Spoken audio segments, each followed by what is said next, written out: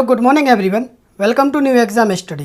दोस्तों आज हम पढ़ेंगे भारत का भूगोल और भारत के भूगोल में हम कुछ इंपॉर्टेंट क्वेश्चन पढ़ेंगे जो कि ब्रह्मांड से संबंधित है। और हम आपको बता दें इसकी जो पीडीएफ है वो आप हमारी टेलीग्राम ग्रुप से डाउनलोड कर सकते हैं। तो चलते हैं, स्टार्ट करते हैं। क्वेश्चन नंबर 1, भूगोल का जनक किसे कहा जाता है? तो ये किसे कहा जाता है? ये कहा जाता है हेकेटियस को। अगले क्वेश्चन पर चलते हैं, जियोग्राफिका के लेखक कौन है? तो ये है एरेटोस्थनीज। कौन? एरेटोस्थनीज जियोग्राफिका के लेखक हैं। अगला क्वेश्चन, सौरमंडल में ग्रहों की संख्या कितनी है? तो ये है 8। सबसे बड़ा ग्रह कौन सा है? तो सबसे बड़ा ग्रह कौन सा है? तो ये है बृहस्पति। अगला क्वेश्चन, वे 2 ग्रह जिनके उपग्रह नहीं हैं वे कौन कौन हैं? तो वो है बुध और शुक्र। बुध और शुक्र का कोई भी उपग्रह नहीं है। चलते हैं अगले क्वेश्चन पर, सूर्य के गिर्द एक परिक्रमा में कौन सा ग्रह अधिकतम समय लेता है? तो ये लेता है नेपच्यून। कौन सा? नेपच्यून। अगला क्वेश्चन, सौरमंडल में क्षुद्र ग्रह छोटे खगोलीय पिंड हैं, वे किन 2 ग्रहों के मध्य पाए जाते हैं? तो वो पाए जाते हैं मंगल और बृहस्पति के मध्य। किन किन के मध्य? क्षुद्र ग्रह छोटे खगोलीय पिंड हैं, वे 2 ग्रहों के मध्य पाए जाते हैं जिनमें है मंगल और बृहस्पति के मध्य पाए जाते हैं। अगले क्वेश्चन पर चलते हैं, पृथ्वी की जुड़वा बहन कहे जाने वाले ग्रह का नाम क्या है? तो वह है शुक्र। शुक्र को पृथ्वी की जुड़वा बहन कहा जाता है। अगले क्वेश्चन पर चलते हैं, तारों के मध्य दूरी ज्ञात करने की इकाई कौन सी है? तो यह है प्रकाश वर्ष। प्रकाश वर्ष जो है वो तारों के मध्य दूरी ज्ञात करने की एक इकाई है। अगला क्वेश्चन, सबसे भारी ग्रह कौन सा है? तो ये है बृहस्पति। ये सबसे भारी है, वजन में वैसा बोलते हैं इसको। सबसे भारी ग्रह और बड़ा ग्रह भी है। अगले क्वेश्चन पर चलते हैं, पृथ्वी अपने अक्ष पर कितने अंश या डिग्री झुकी है? तो ये झुकी है 23.5 डिग्री। कितना? 23.5। 23 सही 1/2 डिग्री। अगले क्वेश्चन पर, कौन सा ग्रह सूर्य से सर्वाधिक दूर है? तो ये है नेपच्यून। कौन सा? नेपच्यून है सूर्य से सर्वाधिक दूर। अगले क्वेश्चन पर चलते हैं, सूर्य अपने अक्ष पर किस दिशा में घूमता है? तो ये घूमता है पूरब से पश्चिम। कैसा? सूर्य अपने अक्ष पर पूरब से पश्चिम घूमता है। इंपॉर्टेंट क्वेश्चन है। अगला क्वेश्चन, सी ऑफ ट्रैंक्विलिटी कहाँ पर है? तो ये है चंद्रमा पर। क्या? सी ऑफ ट्रैंक्विलिटी। अगले क्वेश्चन पर चलते हैं, सबसे छोटा ग्रह कौन सा है? तो सबसे छोटा ग्रह जो है वो है बुध। कौन सा? बुध। और सबसे बड़ा कौन सा है? तो वो है बृहस्पति। अगले क्वेश्चन पर चलते हैं, किसे सौरमंडल का जन्मदाता कहा जाता है? ये इंपॉर्टेंट क्वेश्चन है, सौरमंडल का जन्मदाता। तो ये किसे कहा जाता है? ये कहा जाता है सूर्य को। किसे? सूर्य को सौरमंडल का जन्मदाता कहा जाता है। अगले क्वेश्चन पर चलते हैं, सौरमंडल का सर्वाधिक गर्म ग्रह कौन सा है? तो ये है शुक्र। सौरमंडल का सर्वाधिक गर्म जो ग्रह है वो है शुक्र। अगले क्वेश्चन पर चलते हैं, किस तारामंडल के तारे ध्रुव तारे की ओर संकेत करते हैं? तो ये किस तारामंडल की ओर करते हैं? ये करते हैं सप्तऋषि की ओर। तो इंपॉर्टेंट क्वेश्चन है, ऐसे भी नोट कर लेना। अगले क्वेश्चन पर चलते हैं,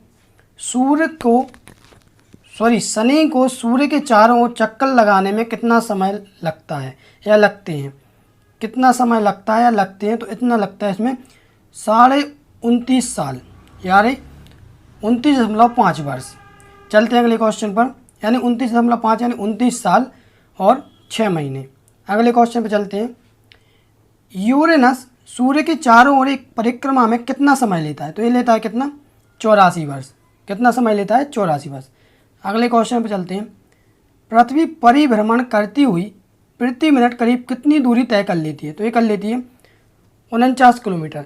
पृथ्वी जो परिभ्रमण करती है, यानी परिभ्रमण करती है, वो करती है कितने मिनट में? मतलब 1 मिनट में 49 किलोमीटर दूरी तय करती है। अगले क्वेश्चन पे चलते हैं, तारे का रंग किसका सूचक है? तो किसका है? उसके ताप का। जो उसका ताप है उसी का वो सूचक है। चलते हैं अगले क्वेश्चन पर, कौन सा ग्रह हरे प्रकाश को उत्सर्जित करता है? तो ये करता है नेपच्यून। जो हरा प्रकाश होता है उसे उत्सर्जित करता है, वो ग्रह कौन सा करता है? वो करता है नेपच्यून। अगला क्वेश्चन, हमारी आकाशगंगा के केंद्र की परिक्रमा करने में सूर्य को कितना समय लगता है? तो ये लगता है सूर्य को 25 करोड़ वर्ष।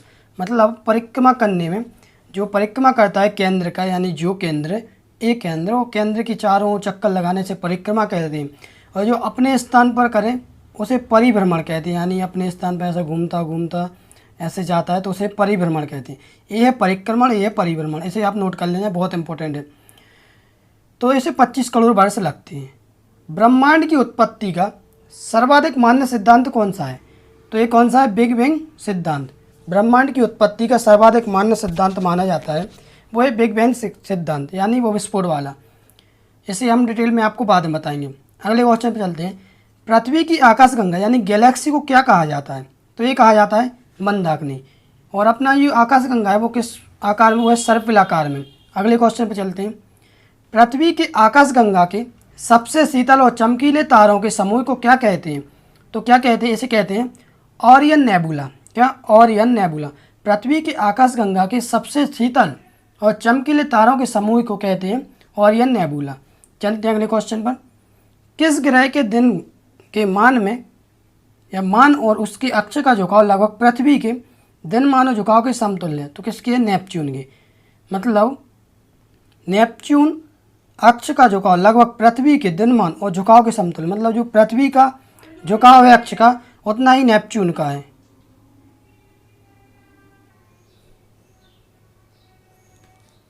अगले क्वेश्चन पर चलते हैं। तो अगला क्वेश्चन जो है वह सीमा जिसके बाहर तारे आंतरिक मृत्यु से ग्रसित होते हैं क्या कहलाती है? तो वो कहलाती है चंद्रशेखर सीमा।